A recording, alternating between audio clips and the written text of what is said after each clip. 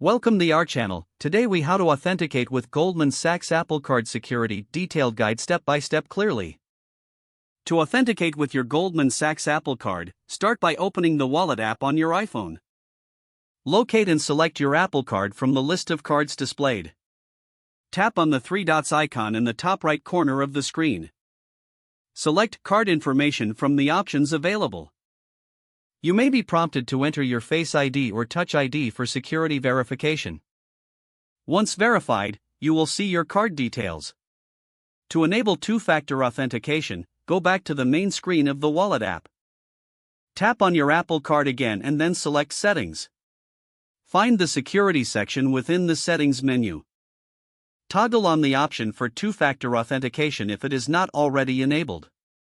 If you need to receive alerts for transactions, find the Alerts section in Settings. Make sure to activate notifications for your Apple Card transactions. For additional security, consider setting up a unique PIN for card transactions. If prompted, enter your PIN or create a new one as instructed. Always ensure that your iOS device is updated to the latest version for optimal security features. Review your privacy settings to control how your information is shared. After making all necessary changes, return to the main Wallet app screen. You have now successfully authenticated and secured your Goldman Sachs Apple Card. Use these security features to manage your finances with confidence and ease. If the page does not load, refresh the browser or try again in a private or incognito window. Make sure you are using the correct email address, then retype it carefully to avoid small typos.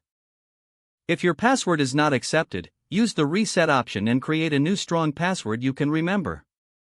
Check your spam folder for verification or security emails, then complete any requested confirmation steps. Enable two-factor authentication if available to improve account security and reduce unauthorized access risk. After signing in, review your profile details so your contact information and settings are accurate and current. If you see an error message, note it down and try again after restarting your device and internet connection. Log out when you finish, especially on shared devices, to keep your account and payment information secure. If the page does not load, refresh the browser or try again in a private or incognito window. Make sure you are using the correct email address, then retype it carefully to avoid small typos. Don't forget to like this video and subscribe to our channel for more step-by-step tech guides.